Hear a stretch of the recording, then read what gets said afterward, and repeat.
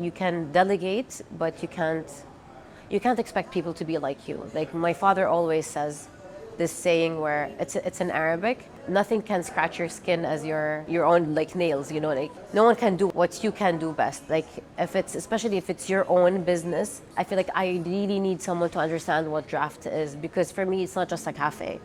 It's an experience, it's a vibe, it's the community.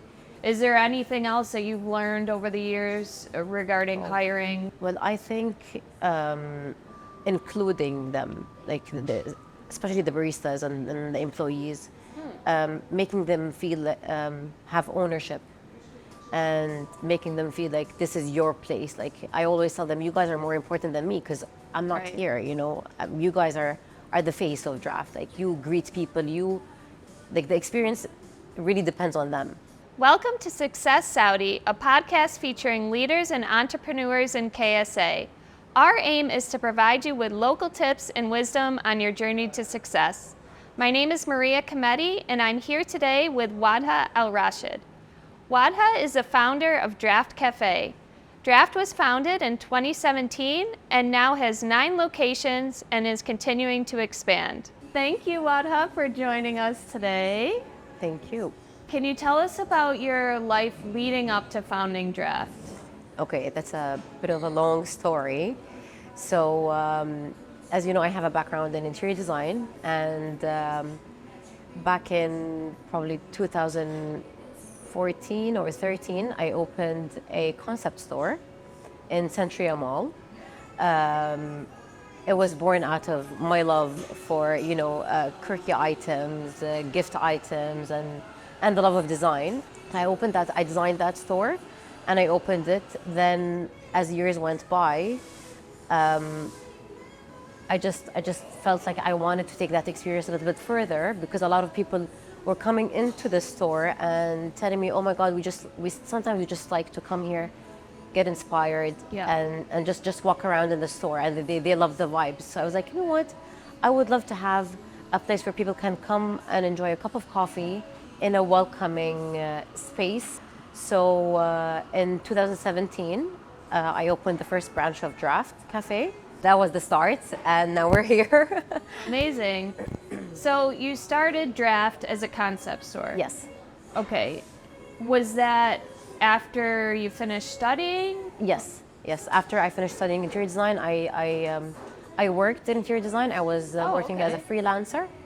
And I worked in a company for a while. Then I got, I don't want to say bored, but it was just too repetitive. It was, Okay. I was stuck in some kind of routine that I wasn't enjoying.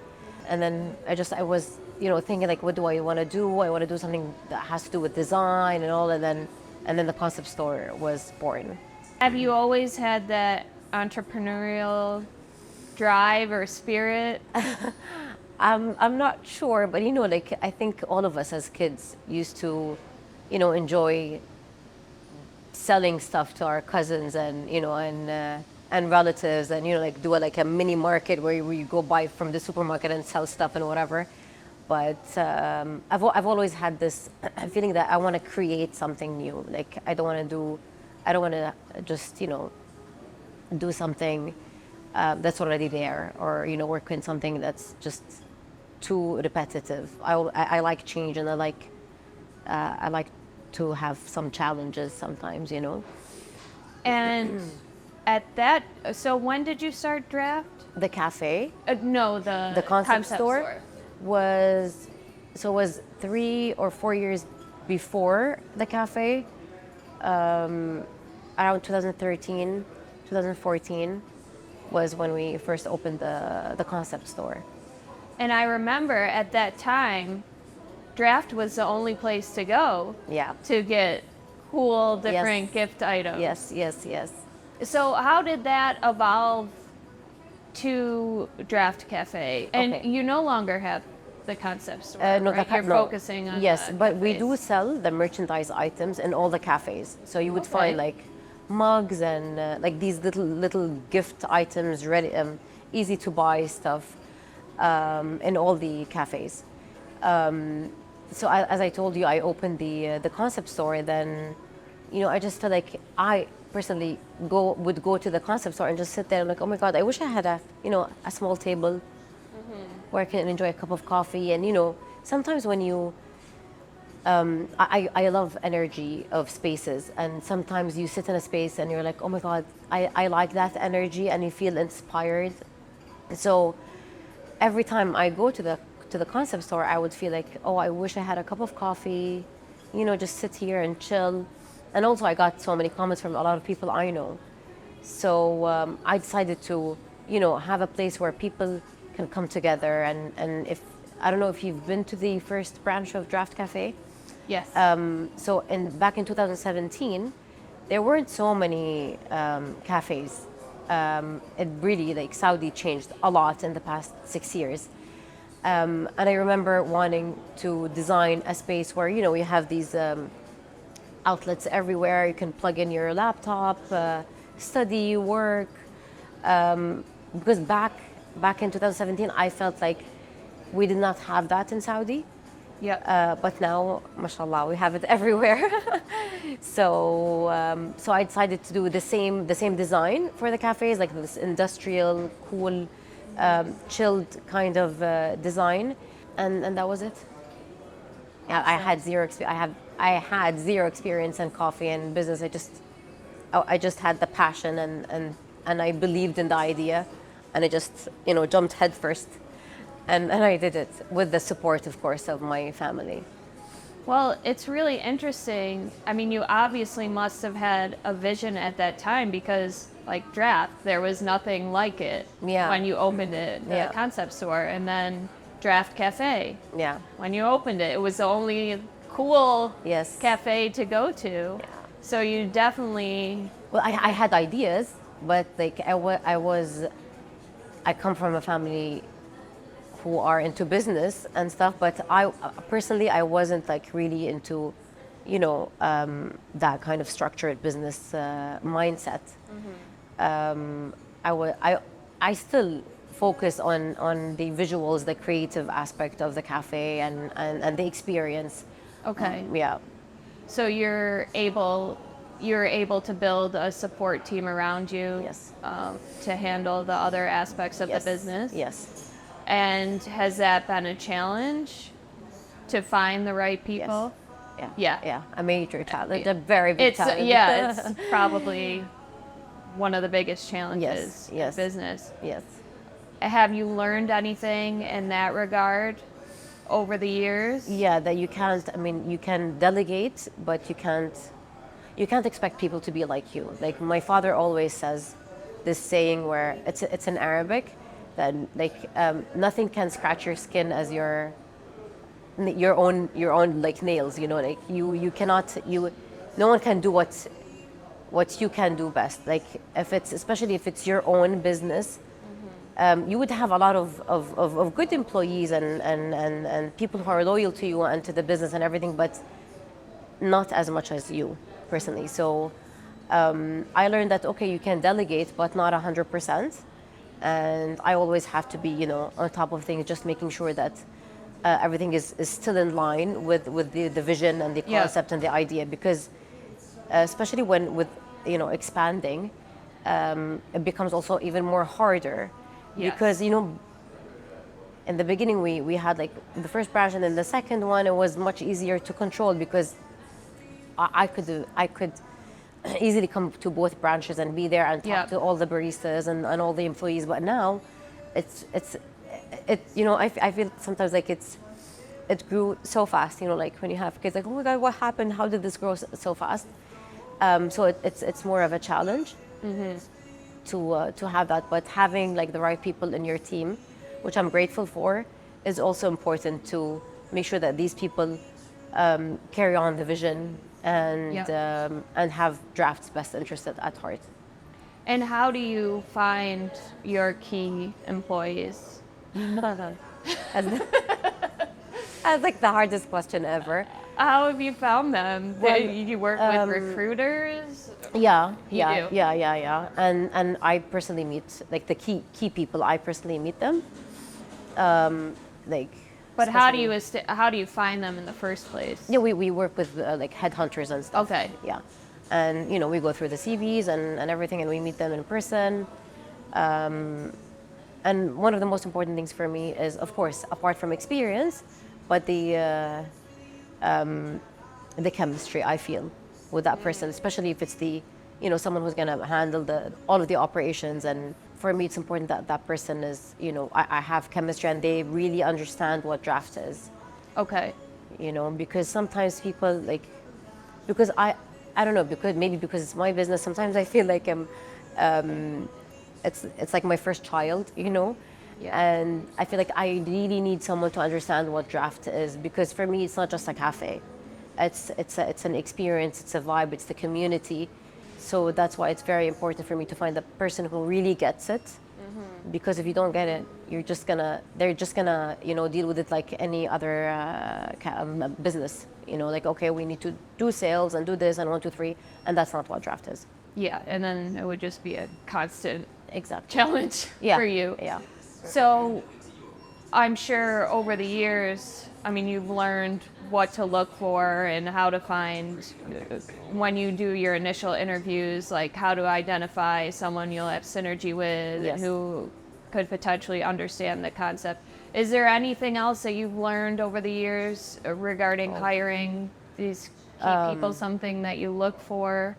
Well, I think including them, like especially the baristas and the employees, making them feel have ownership, and making them feel like this is your place. Like I always tell them, you guys are more important than me because I'm not Right. here. You guys are the face of draft. Like you greet people, the experience really depends on them.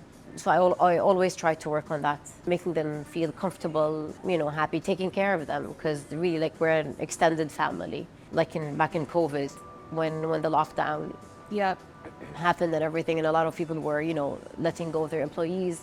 I really stressed with the management. Like I told them, please, guys, we cannot let anyone go, because it's not something that we can control. So if we can, let's try and make sure that they feel safe.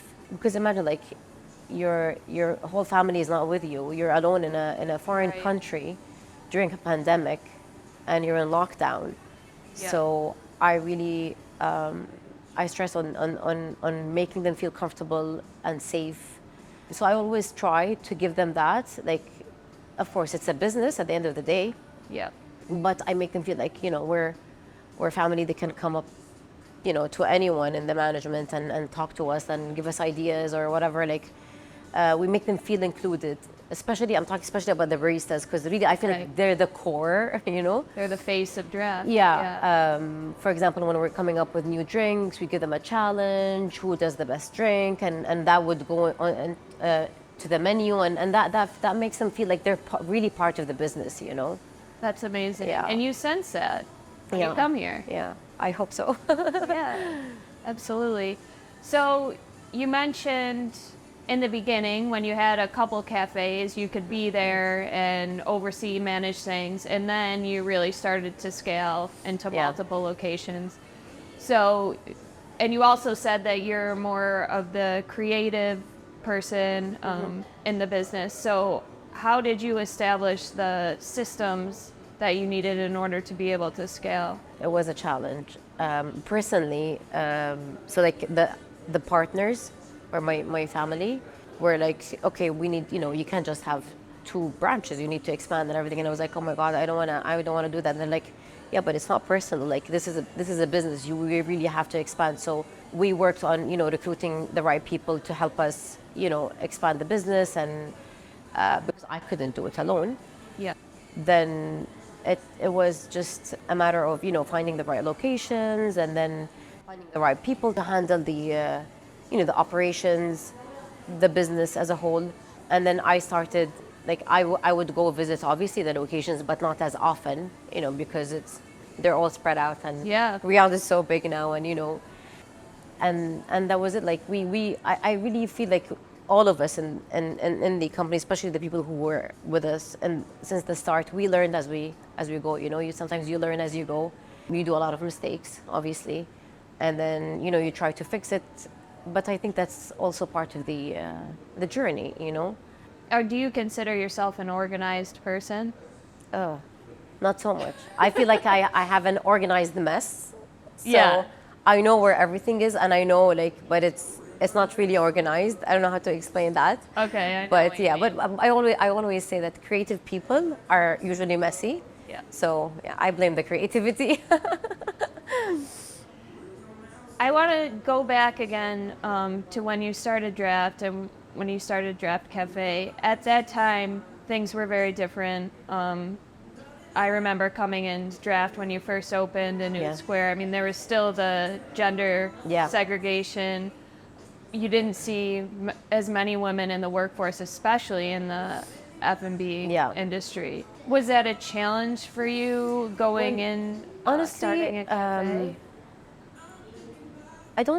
I wouldn't say it was a challenge being a woman, because it was okay. Saudi was really different, and the segregation, as you mentioned, and it's funny because if you say like only 6 years ago cafes were segregated, I mean, looking at Saudi now, hard to imagine.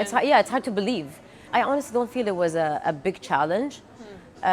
Also because I had the help of my siblings and my family, so I was able to get some of the paperwork done, because a lot of these things were only male Right. only, and they weren't as easy as now. But the challenge was, I think, just understanding the system, as any other person would say when you start a business. Starting, Yeah, you have to go and understand, how do I open, what do I need, Right. and all of that.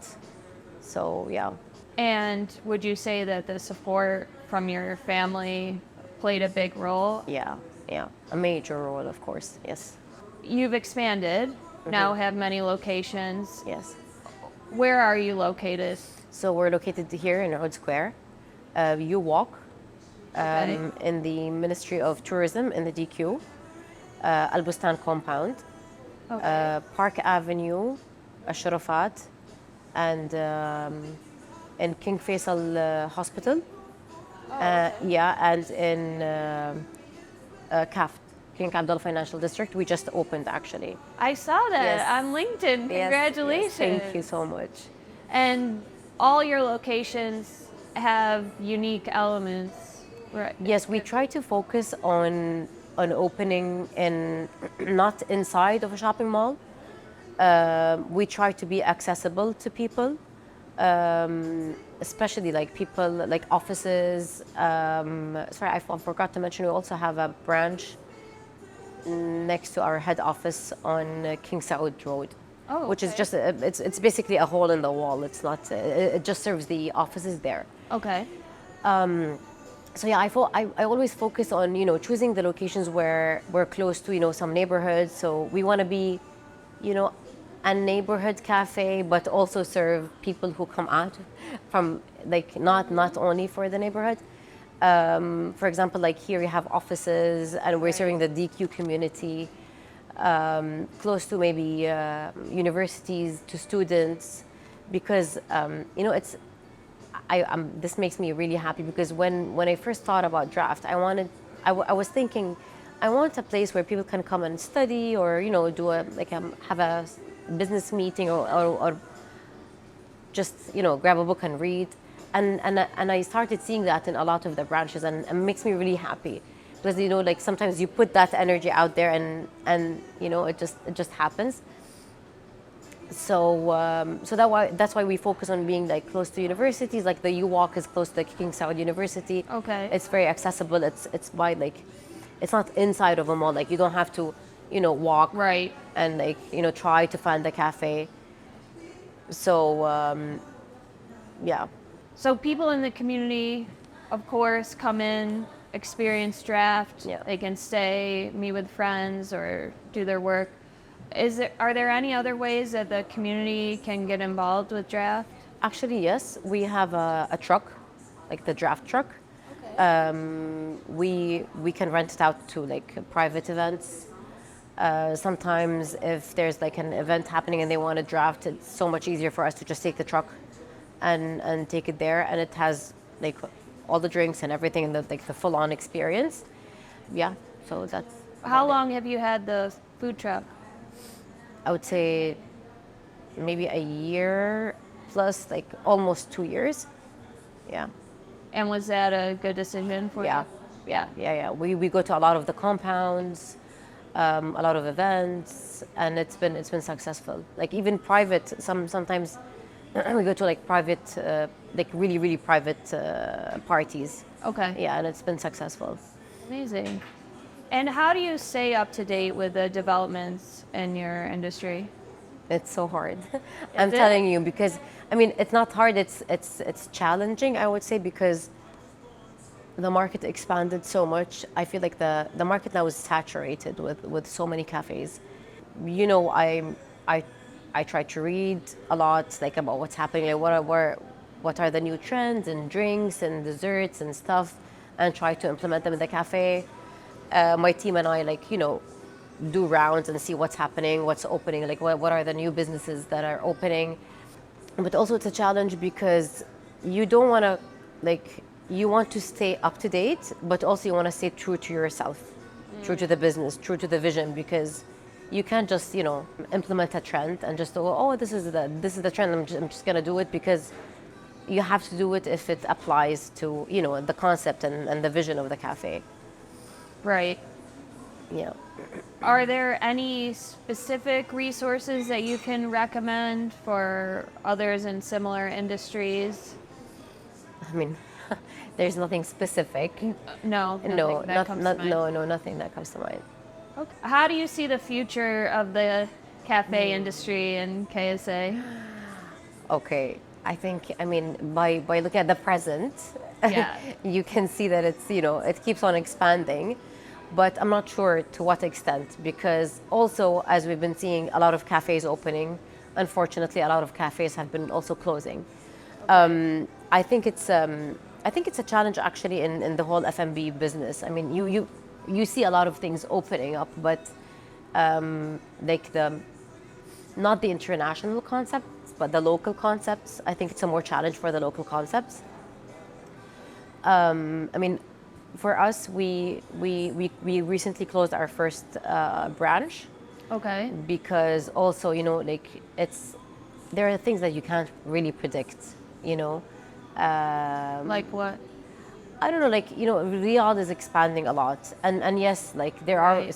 some areas which have always been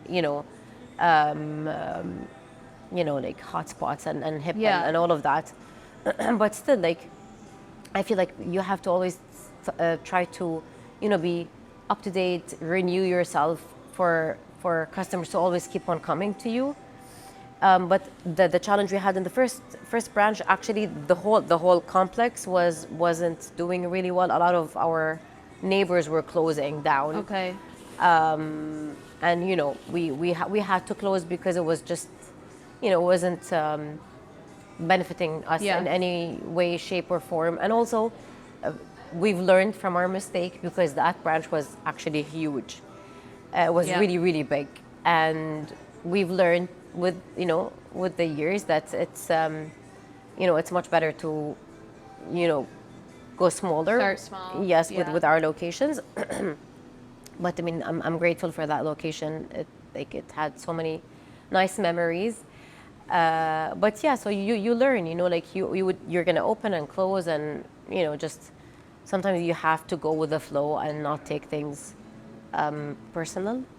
Yeah. Because I do that sometimes, like, no, I can't. I'm a very sensitive, emotional person. I'm like, oh my God, I can't close that branch. It means a lot to me. And then you learn that the business is okay. You feel like it has part of you, like part of me is in the business, but also I have to separate these two Yes. things. Like if it's not working for the business, then it's not working for the business. Do you feel like you closed that location at the right time, or did you prolong the process? Were you I know. hanging on? I prolonged the process. Yes, I'm like, oh no, let's just give it one more chance and let's do that and whatever. But it wasn't. Yeah. It was just, like the whole complex there. That strip mall wasn't doing really well, and it is what it is. So we had to. Yeah, I've noticed that. Well, I won't name the plaza, but one of the Yeah. places that I used to always go, I hadn't been there in a while, and I stopped. It was like all the places that I had gone closed. And Yeah, it's so I sad. is that something you just expect in your industry here in Riyadh, that you're going to have to? Sometimes yes, because of so many reasons. Like, so when the tenants change a lot, you know, like there is a problem. It's not very stable. Yeah. Sometimes the operation of the mall or isn't like very. They don't really cooperate with you. They would raise the prices all of a sudden, and it's very hard to find a place to rent with you know, with a sense of partnership. You know, like Really? yeah, sometimes you rent a space in a place, and I don't want to say names. Of course. And you feel like they really feel like you're a partner with them. You know, like you're partners, and they help you. And sometimes you're in a place and you're like, oh my God, like guys, come on, like I'm renting this space, but you also have to, you know, we have to help each other, you know. Right. But you don't always find that, so that also is a challenge sometimes here. I don't know, and I sometimes feel that here in Saudi, people really follow trends, so they would follow a trend, and then the next thing opens, and then they would run to the next thing, and then, you know, so you really have to you know, hold your ground and just, you know, go with the flow and be who you are, and just stay there, like just be present and show yourself, and you know, and then people come back, obviously. But it's also this I don't think this behavior, it doesn't help the market. Like when people are just, you know, they follow trends, and that's why also I always focus on being in a place where, like here, you know, you have all the offices and all, you know, the whole DQ community. The embassies. Exactly, the embassies and the people who live in the DQ. Like you really have like regular customers who come and go, and you know, I feel like I've created, hopefully, this space where they feel like, oh, this is, you know, this is our space, you know, like a home away from home. You can just come and chill and, you know, have a cup of coffee, read a book, work on your computer, whatever. And they're not going anywhere I hope anytime soon. You mentioned separating your personal feelings from business as something that you've learned to do. Are there other significant lessons that you've learned throughout the years? Letting go. Letting go. Yeah, letting go. It's hard, but you know, letting go of people, letting go of branches. You have to let go sometimes of letting go of a lot of like ideas or whatever that you really believe in, but you know, sometimes you believe in something, and then you realize like that's gonna work for me, but not everyone else. You know, like even when like here when we create the drinks and whatever, I don't think of myself as the target audience or target customer, because I have a completely different taste than maybe the majority in Saudi. So I always try to focus on the drinks are not for me. I have to think of what the majority of the community really likes, you know, and so you really have to step back and see the bigger picture. Yeah. Anything else that you've learned business-wise? I think those are the two most Those are the important big lessons, ones? yes. Okay. All right. Ready for some rapid fire questions? Yes. Okay, I hope so. Okay. Your favorite draft menu item? Ooh. A drink? Anything. I'm the Americano. Americano. Yes. Okay. I'm a black coffee person. Okay. A charity or nonprofit that you'd like more people to know about? Well, this hits home because it's because my mom has been a member in Al Nahda Philanthropic Society. And it's a nonprofit organization. My mom has been a member since forever, like I think more than 25 years, and I remember going with her as a kid. to all the events, to, I feel like it's part of my childhood, and it supports women. The focus of Al Nahda is women empowerment and all of that. So I think if anything, if anyone says something about a nonprofit, I always think of Al Nahda.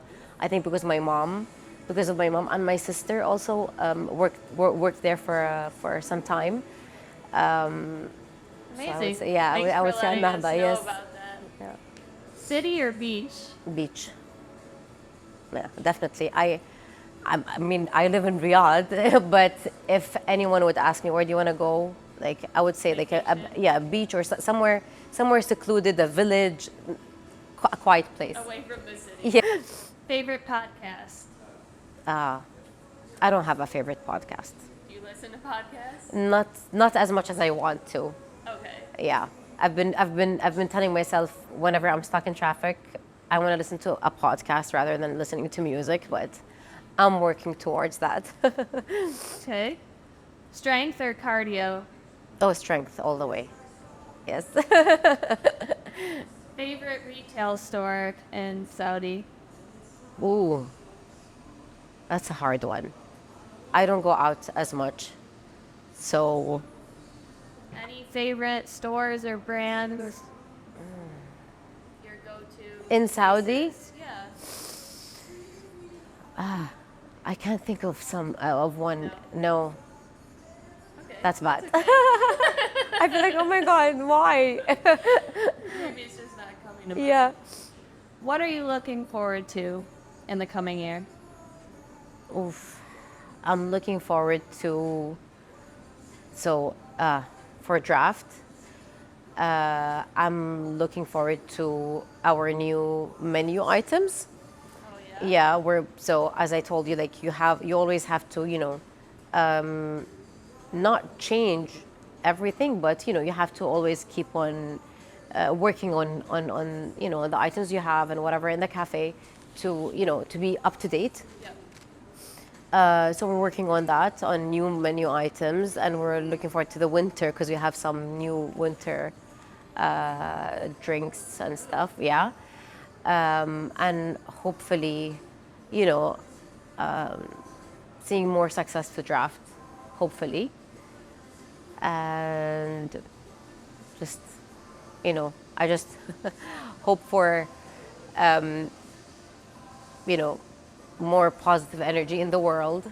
So that's like my focus. We need that. Yeah, Well, you're doing your part. I hope so. What does success mean to you? Oh, a success. In general, yeah, because really, it's not easy to, define success, because success also includes a lot of failures. Like you fail, and I always believe that you can't. If everything is going smooth, then there's something wrong. I always feel like you really need to have like a little bit of a challenge, something here, something there. That means that you're moving forward, because I don't believe that you can, nothing can be smooth all the time. So success is a lot of work, which includes a lot of failures, heartbreak, maybe, and I think you can't really measure your success, but I think people can measure your success more. Like, for example, in draft, I'm a positive person, but I always, when it's something that I'm doing, I always look for the negative things before the positive, because I always feel like how can I do this better, but I think the success is trying to keep up with the world, keep up with the business and the market. That's it. Having people still come in and loving the cafe and all of that. That's also success, I hope. And what about success for you personally, not necessarily business success?